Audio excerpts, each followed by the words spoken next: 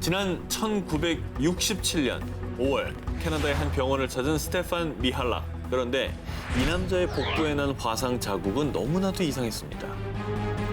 이 화상 자국보다 더 미스터리한 건요. 네네. 수많은 의사에게 진단을 받았지만 그 누구도 이게 어떤 것 때문인지 그 원인을 밝히지 못했다는 겁니다.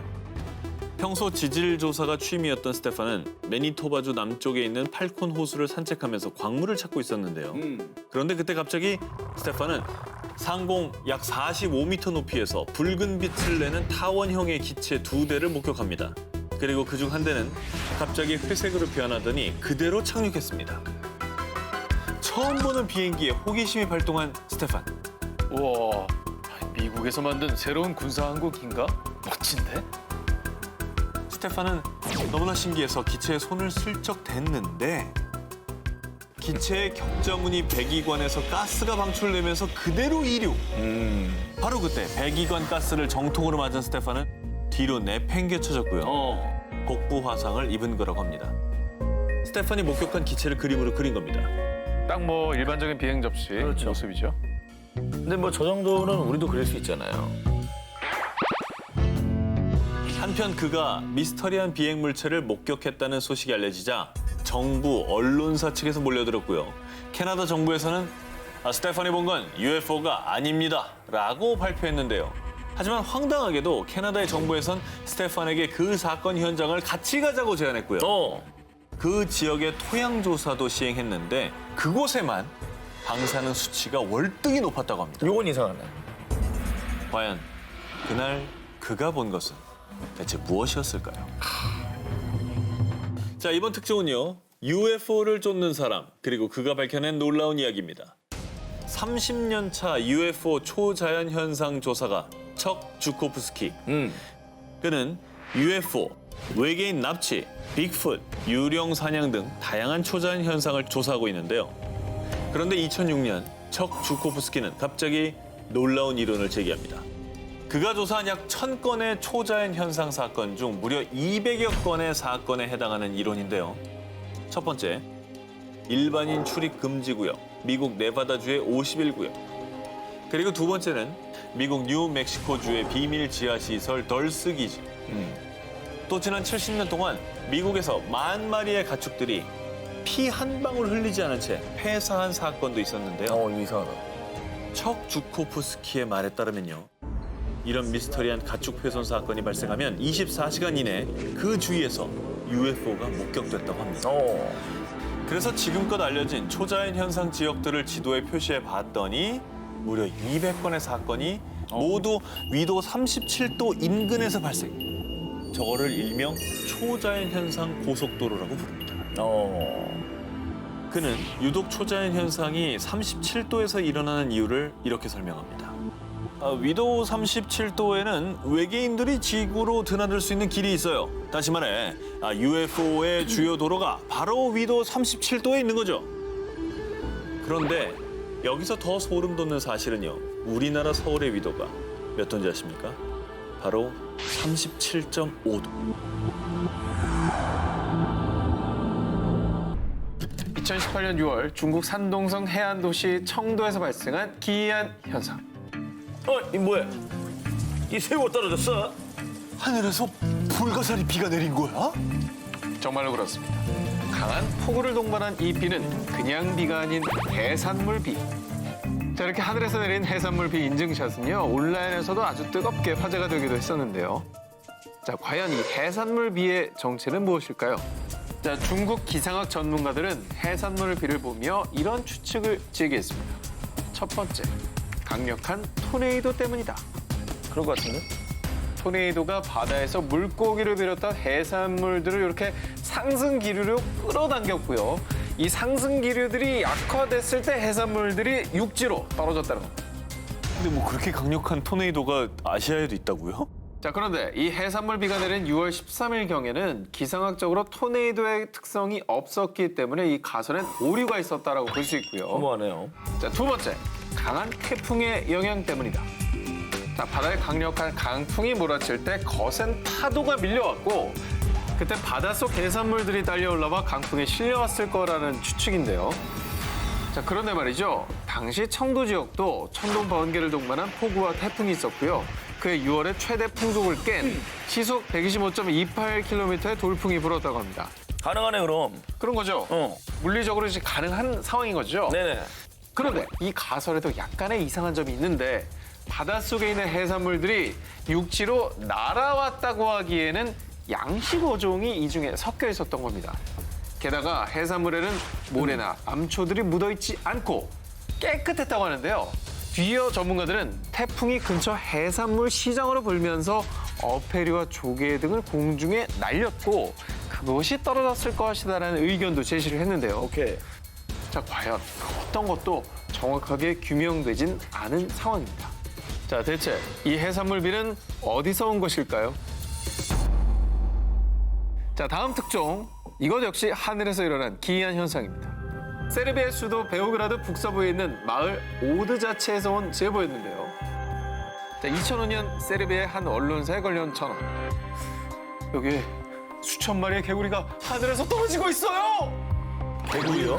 개구리가 하늘에서 왜 얘 떨어져요? 태풍이나 해도 자, 수천 마리의 살아있는 개구리들이 무려 10분 동안 오드자체 마을에 비처럼 내렸고요. 이 개구리들은 다른 지역으로 이동하지 않은 채 약 3, 4일을 버티다 말라 죽었다고 합니다. 그런데 이상한 점은요. 이 마을에서 본 적이 없는 개구리 종이었다는 건데요. 자, 전문가들에 따르면 이 개구리는 아예 세르비아에서도 보기 힘든 북아프리카에 서식하는 개구리 종이었다고 합니다. 그래서 사람들은 개구리 화물을 실은 비행기가 폭발한 게 아니냐. 그렇지. 이건 종말을 암시하는 거다. 종말의 징조다. 라는 다양한 추측들을 내놨는데요. 근데 저는 이상한 게 개구리가 하늘에서 떨어졌는데 2, 3일이나 살아있었다는 게 더 신기한데요? 그러니까 너무 지나치게 높은 데서 떨어진 건 아니다라는 추측도 할 수 있는 거죠. 그렇죠. 예. 자, 그런데요. 사실 이 개구리 비 현상은 이번 사건이 처음이 아닙니다. 오, 진짜? 미국, 영국 등 전 세계 지역에서 아주 오래전부터 개구리 비에 관한 기록이 남아 있는데요. 그 이제 비가 오면은 개구리들도 밖으로 막 나오지 않습니까? 네. 얘네들이 태풍이 쓸려가지고 날아온 거죠. 근데 종류가 북아프리카에 있는 종류라며. 그래, 너무 그러면 멀어요. 지중해를 다 넘어간 건데? 아, 진짜 이상하다. 별다른 왜 사건 이런 아니에요. 일이 생겼지? 자, 뭐 여러 가지 추측이 나오고 있습니다. 자, 그런데요. 강력한 폭풍이 네네. 어떻게, 왜, 가능하다면 또 개구리만 들어올렸을까요? 자, 같은 종의 생물만, 그리고 또 이 종의 생물들을 한 지역에만 집중시킨 개구리비. 과연 이 개구리비의 정체는 무엇일까요? 죽음의 계곡 원정대와 금속물질. 2006년도에 러시아 야쿠티아 지역에서 전해 내려오는 미스터리한 금속 물체. 자, 그 물체를 찾아 나선 러시아의 초자연 현상 연구가이자 탐험가 이반 메케르와 원정대. 이들이 찾는 미스터리한 금속 물체를 본 목격자들의 증언은 매우 구체적이고 또 다양했습니다. 1936년 한 지질학자가 올구다크 강가에서 가마솥 모양의 큰 형체를 발견. 붉은색을 띤 이 매끄러운 금속의 반구는 두께가 약 2cm 정도였고요. 지름의 약 5분의 1 정도가 땅 속에 꽂혀 있었다고 합니다. 자, 그리고 1947년 지인들과 이곳을 찾았던 소년 미카엘 코레츠키는 금속 물체를 목격한 뒤 저는 그곳에서 7개의 큰 금속 물체를 봤습니다. 부리처럼 보였지만 정확하진 않아요. 더 이상한 점은요. 이 계곡에서 코레츠키 외에 5명이 밤을 보냈는데 그 이후에 한 친구는 심한 탈모를, 또 코레츠키의 머리 왼쪽에는 3개의 반점들이 생겼고 두통이 또 심했다고 합니다. 그런데 이들이 미스터리한 금속 물체를 봤다고 증언한 곳은 죽음의 계곡이라 불리는 곳인데요. 목격자도 또 증언도 많지만 정말 의문스럽게도 죽음의 계곡의 위치가 정확하게 남아있지 않았는데요. 그래서 이 미스터리를 풀려는 이반 메케르는 원정대를 꾸려 이 죽음의 계곡을 찾아 나선 겁니다. 그러던 중 괴이한 형태로 자란 식물들 주변에 있는 한 연못을 발견. 오늘은 여기서 묵고 내일 다시 찾아 나선다. 자, 그런데 그 다음날 앞이 보이지 않거나 또 숨이 잘 쉬어지지 않는 등 기이한 신체 이상을 느꼈다고 하는데요. 심지어는 두통과 오한으로 졸도하는 지경에까지 이르자 이반 메케르 원정대는 뗏목을 타고 그곳을 빠져나왔다고 합니다. 비록 미스터리한 금속 물체는 발견하지 못했지만 이들이 세상에 알린 건 죽음 계곡의 좌표. 올구다크 강에서 북동쪽으로 약 40에서 50km 떨어진 지점이라고 하는데요. 미스터리를 풀 수 있는 키가 되겠네요. 일단 좌표가 나온 거죠. 좌표가 나왔으니까. 다시 가서 봐도 되는 거 아니에요? 첨단 장비를 가지고. 그렇습니다. 과연 이 미스터리한 금속 물체의 베일은 벗겨질 수 있을까요? 좀 뭐라고 추측이 되시나요? 저기 갔다 왔다는 사람들 중에 탈모를 한가 갑자기 된다거나 탈모 뭐 네. 반점 이런 게 생기잖아요. 그런 얘기를 보면 이게 방사능 피폭의 느낌이 좀 있어요. 저도. 처음에 저게 밝혀진 게 1947년 뭐 이럴 때인데 네네. 그때가 소련이 마침 핵무기 개발을 한참 진행하고 있을 때입니다. 그렇죠. 1948년에 소련의 원자폭탄 실험 첫 실험이 성공을 하거든요. 그래서 어쩌면 핵 폐기물들이나 핵 실험 후에 남은 것들을 슬쩍 버렸던 것이 아닌가, 그것에 접근한 것이 아닌가라는 추론을 해볼 수 있죠. 자, 남양 특집 4탄 과학으로도 풀리지 않는 초자연 현상 19 이번에 4위입니다. 멕시코에서 발견된 마녀. 동화 속 상상에 존재했던 마녀가 실제로 존재한다면 믿으시겠습니까? 이건 동화 속에나 나오는 존재죠. 유치합니다. 네. 그래요? 그 중세 시대입니까? 언제 그래요. 많이 얘기를 그거요. 해요. 믿기 어려우시다고 말하는 두 분의 마음도 전 충분히 이해가 됩니다. 네네. 그렇다면 이 영상을 보시죠. 2006년 5월 멕시코의 몬테레이 시입니다. 뭐 날아가네? 날아가는 모양을 보세요. 빗자루야 빗자루? 진짜 마녀야? UFO를 연구하는 모 클럽의 회원들이 촬영한 이 영상. 언론들을 통해 공개되자 사람들은 영상 속의 물체를 일명 몬테레이의 마녀로 부르며 호기심과 두려움을 느꼈습니다. 그런데 이 몬테레이 시에서 마녀가 목격된 것은 이번이 처음이 아니었답니다. 그래요. 2004년 1월 몬테레이시 레오나르도 사마니에고 경찰관. 그는 경찰차를 타고 관할 지역을 순찰하던 중 나무에서 빗자루를 타고 내려오는 마녀를 목격했다는데요. 두 눈을 의심하던 바로 그 순간 마녀는 경찰차 유리창을 마구 공격. 갑작스러운 상황에 너무 놀란 레오나르도는 제압할 새도 없이 의식을 잃었다고 하는데요. 그리고 2년 뒤인 2006년에도 헤라르도 가르사라는 경찰관 역시 공동묘지를 순찰하던 중 마녀를 목격했다고 주장. 그런데 이 두 경찰관은 공통적으로 검은 망토를 입은 노파였어요 라고 증언했다고 합니다. 당시 목격한 것을 토대로 그린 몽타주도 있습니다. 어머나. 우리가 상상하는 마녀의 모습이네요. 비슷하죠? 일반적으로. 네. 이 몬테레이의 마녀를 두고 전문가들 사이에서도 의견이 분분했습니다. 집단 히스테리 현상이 생긴 겁니다 라는 주장까지 나왔지만 그 누구도 근거 있는 답을 내리지 못했습니다. 그리고 이 마녀설은 지금까지도 뜨거운 이슈인데요. 2017년에 또다시 목격됐다는 증언에 다시 한번 마녀설에 힘을 실어줬습니다.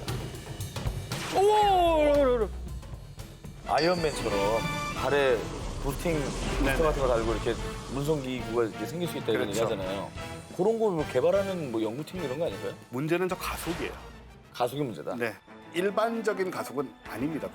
그러니까 예를 들어서 드론 같은 걸 가지고 저걸 할 수 있느냐, 그거는 이제 불가능하고. 못하죠. 제가 영상 조작일 수 있죠.